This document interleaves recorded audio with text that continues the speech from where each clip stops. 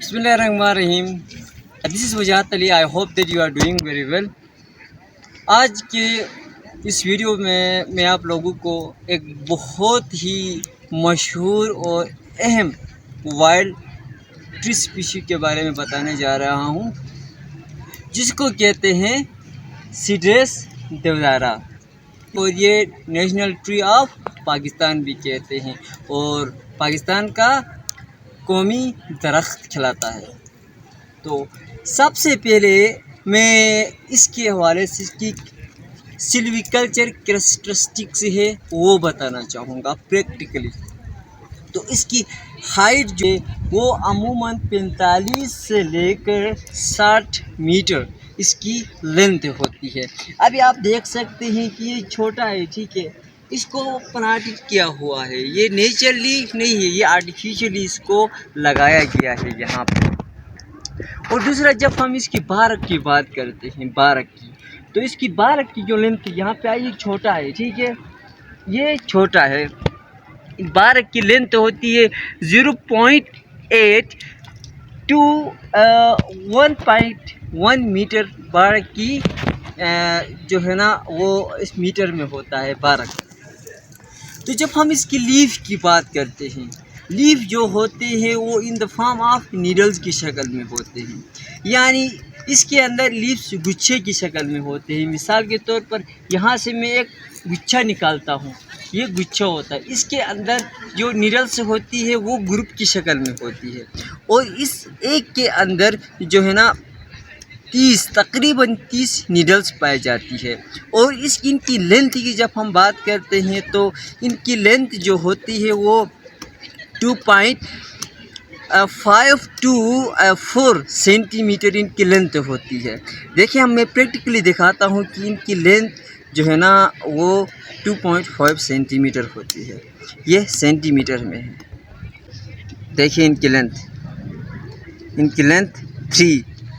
2.5 to 4 means इनके दरमियान इनकी लेंथ होती है। जब हम फ्रूट्स की बात करते हैं तो सीड्रेस देवदारा की मेल कौन भी कहा जाता है और फीमेल कौन भी कहा जाता है, और मेल कौन और फीमेल कौन की कौन्स के अंदर फिर सीड्स हो जाते हैं, ठीक है। तो इनकी जो लेंथ होती है वो अमूमन 10 से लेकर 15 सेंटीमीटर इन कौन्स की लेंथ होती है, ठीक है। तो जब हम डिस्ट्रीब्यूशन की बात करते हैं, डिस्ट्रीब्यूशन को समझना बहुत ज़रूरी है। ये सब कंटिनेंट ऑफ हिमालय सब कंटिनेंट होते ऐसे इलाकों की नेटिव स्पीशीज़ में है।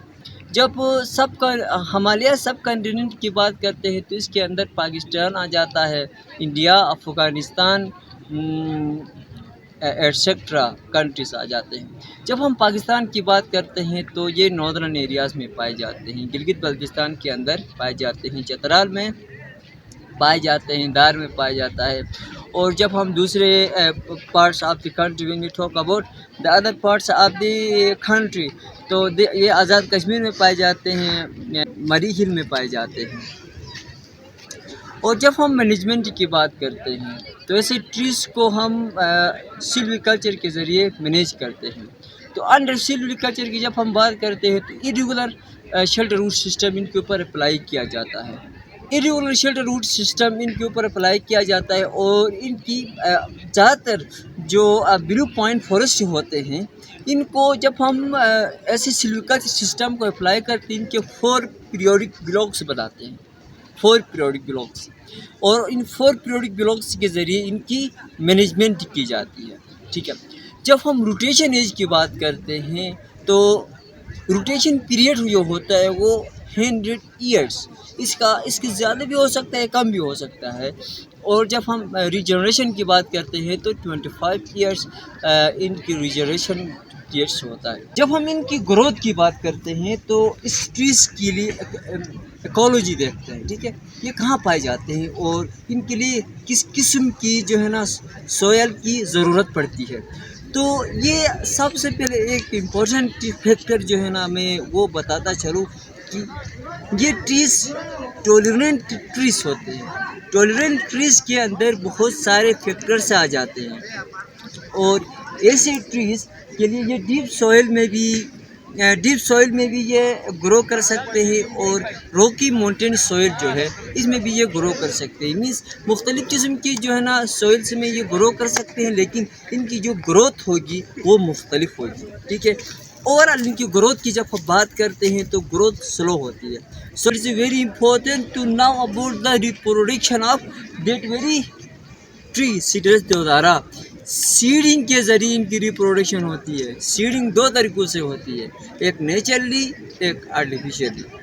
और नेचुरली सीडिंग किस तरह होती है? नेचुरली सीडिंग एक डोमिनेंट ट्री है, वहाँ से इनके कॉन्स गिरते हैं। जब ये गिरते हैं तो ज़मीन के नीचे खुद ब खुद दफन हो जाते हैं, फिर वहाँ से न्यू ट्रीज निकलते हैं in the form of Cedrus deodara. और दूसरा, हम आर्टिफिशियल सीडिंग के ज़रिए, drill seeding, hydro seeding, manual seeding के ज़रिए इनको उगाते हैं।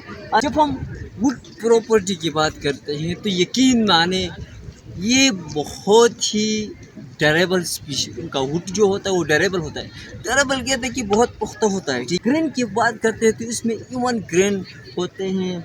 आज इसको मैं उतारता तो अंदर में आपको बताता कि इसका ग्रेन जो होता है वो इवन होता है और स्ट्रेट होता है, ग्रेन होता है, ठीक है। जब हम स्पेसिफिक ग्रेविटी की बात करते हैं 0.57 इनकी स्पेसिफिक ग्रेविटी होती है। और जब हम कैलोरीफिक वैल्यू की बात करते हैं तो 5200 पर केजी, 5200 कैलोरीफिक वैल्यू। जब हम जलाते हैं तो इतनी एनर्जी मीन्स वहाँ से निकलती है, इतने एक पर केजी से इतना हीट हमें प्रोवाइड करता है। इसको कहते हैं कैलोरीफिक वैल्यू कहा जाता है। और जब हम मेडिसिनल यूज़ करते हैं तो मिसाल के तौर पर मेरा ये हाथ है, अगर इसमें कोई चोट लगती है तो इसका जो ज़ख़म है वो ओपन हो जाता है। तो इसके अंदर जब इसका यूज़ जो होता है वुड जूस लगाते हैं तो इसको मरम्मत करने में हेल्पफुल होता है। अस्सलाम, उम्मीद थी कि प्रैक्टिकली मैंने आपको बताया, आपको ये लेक्चर समझ में आया होगा। अगर आपको ये वीडियो अच्छा लगा है तो मेरी वीडियो को आगे फॉरवर्ड कीजिएगा, शेयर कीजिएगा। वस्सलाम, फिर मिलते हैं नेक्स्ट वीडियो में। टिल नाउ, बाय बाय, अल्लाह हाफिज़।